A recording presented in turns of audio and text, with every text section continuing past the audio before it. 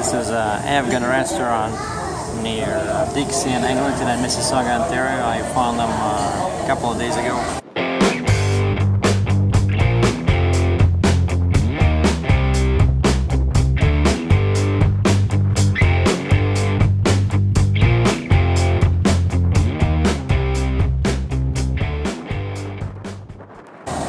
Very good food. This morning I did some shopping. Found Shoppers Drug Mart. I needed my supplements. I got potassium, B1, magnesium, a couple of protein bars, and I got some tea. And I walked from my hotel. It was like 3.5 kilometers to this place, but then it was too far from there to here, so I got an Uber. What I got is kofta with a salad and something called tikka. That's Canadian dollars after tax. Here's what it looks like. Salad with kofta, and this is tikka. Just pieces of meat. Yeah, this place, that's where I just had lunch. The food is great. So if you are ever in the airport area, it's not too far from Pearson Airport in Toronto. There's a big plaza here. Lots of cool ethnic restaurants. Over here we have Caribbean restaurant, then we have this Afghan restaurant, Thai, then there's something else over there, and then on the other side there's a pizza, there's a Turkish kebab. Oh, very cool plaza over here. So it's called Dixie Square, Eglinton and Dixie. And I wanted to walk back, but it's very hot now. It's about half an hour walk, about 3 kilometers from here, 2 miles. Time for another Uber. Well, the Uber is booked.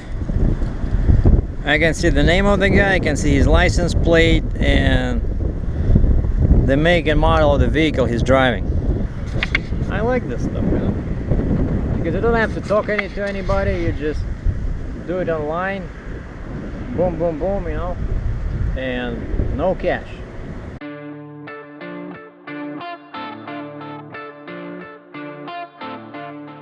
Back at the hotel, the ride was 2 minutes, $6, and today is the last day. Today's Sunday, so tomorrow morning I'm gonna walk probably. It's only like half an hour walk, nothing for a Russian who's used to those big underground hallways between subway stations. Like anybody from Moscow, Russia would know what I'm talking about, where you have to switch stations underground. Sometimes you have to walk for like 20 minutes.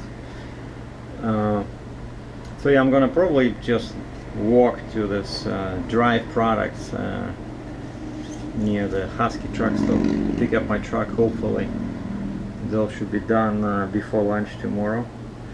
And finally I got time to look at the booklets that came with my Phantom 3 drone, and I got something from the photo store when I got it, and it's very confusing. Like, I'm not a big fan of video games, so all these controls, to me, they're a bit, I gotta get used to them. But there's so many warnings here. Okay, I got in the box, I got safety guidelines, disclaimer, I got separate booklet for a battery, and then of course fly safely. But over here, well, something was like real funny what I found. And my drone, this is a Phantom 3 standard, it weighs 1.2 kilograms, and all the bad rules for these drones, they start like basically above 2 kilograms weight. And it also, in Canada, it depends on whether you're flying for pleasure or you're getting paid to fly it. And directly I'm not getting paid, right? I'm not like a real estate agent who's showing the picture, like a video of a house from the top, or I don't do like aerial surveys. So I'm pretty sure that I don't need anything, because if it's for, they give you like this diagram in here and you just follow the arrows, and it can tell you, you know, what do you need. You know, like if you're you're in trouble if your drone weighs more than 35 kilograms. 35 kilograms, that's like yeah, that's heavier than my kettlebell.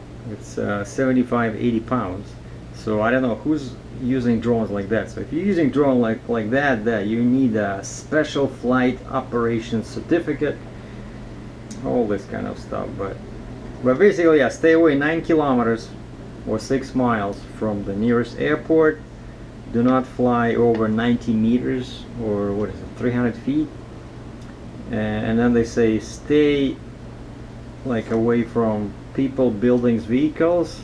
And first the number was 150 meters, which is like 500 feet. What, like, why? And then I look another, and then I checked online with Transport Canada, and they said actually 30 meters, so 100 feet.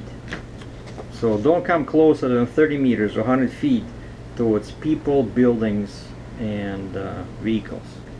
And one thing that jumps at the reader when, you know, perusing all these helpful booklets is that they cannot make up their mind about recommendations for the safe operation of this UAV, unmanned aerial vehicle.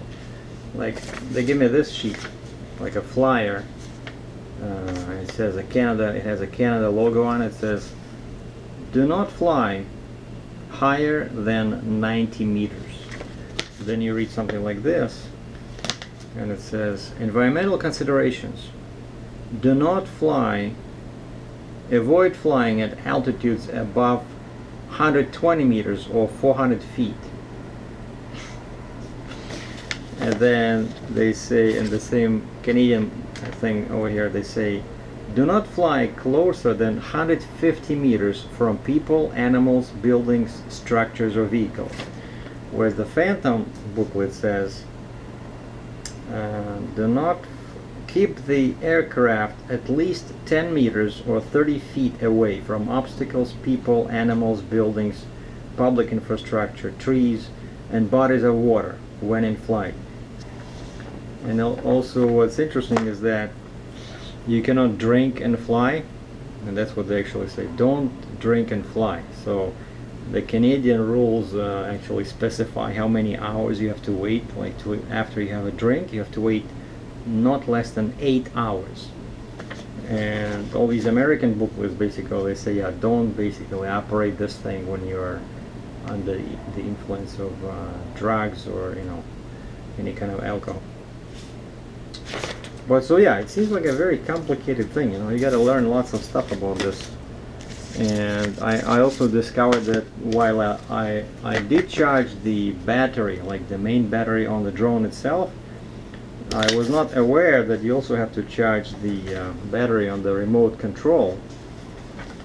And this one can be charged only with a USB cable, like that you connect to like a phone or a computer or something like that. So, and then last but not least, again, I was not aware of this, that it's important to know which way the drone flies, right? And because of that, I thought it was a mistake. But those four, what do you call them? Like the four parts of the drone where the motors sit, right? They look like, you know, like legs. Only two of them had those little plastic color, you know, bands on them. And so I had nothing to do, and they give you all a bunch of these bands, right? So I put them all over the place. So now my drone looks like a Christmas tree. And then I started reading the manual, and I found out that those bands were put specifically there to indicate what's the front and what's the rear, so that you know which way the drone flies, because then that will affect your controls. But what the big thing for me is that, you know, for like for inexperienced guy, this Phantom comes with lots of features that help to learn. And I think from the box it comes in with switched on to the beginner's mode, so it limits how high you can fly and how far. And I wanna, in the future, I intend to use these smart functions like follow me And waypoints, I like that one, you know, like where I can, let's say I stand in the middle of the field and the drone takes off above my head, and then I stop it and I just set up, you know, kind of like a big circle. And the way it works is that the camera will be always turning towards me, you know, which I think is pretty cool. So you can forget about flying, you can just operate the camera because the drone will take care of the flying. So I'm gonna pick up my truck tomorrow. I'm gonna drive back to Cambridge, load my chains and binders, and I'll be on my merry way down south to Alabama. And I just hope that somewhere on the way there, the first flight will happen.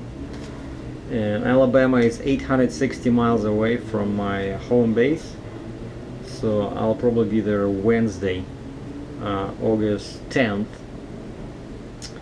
and expect lots of pictures, a full detailed walk around, and we'll look at the things that made me choose Fontaine over Kaufman. And it's going to be one cool video. And so black trailer, black truck, you know, and no Honda anymore, so I'm really excited about the coming winter. And as I mentioned, I have all my registration for the trailer, so once I pick it up and transfer the chains and binders, I could do a load back to Canada. So I told my dispatch about this, and they asked me to once I have the trailer, just, you know, measure, do the axle spacings again. They need that for permits. Actually, I don't think it's changed on this one. No, the axle spacings changed, right, on the trailer. So they need the axle spacings, they need the tire ratings, and most importantly, they need me to go on a scale. So they must know my empty weight, truck and trailer. Sorry for the long boring video, but that's what's happening now, right? So pretty much walking around and waiting for the time to pass till I get my hands on the truck, and then I can start driving, and then we'll do a proper driving video. And so Wednesday, expect some lots of pictures of the new trailer. Thanks for watching. I'm SERGEI, DRATCHEV in Mississauga, Ontario, Canada. Arrivederci.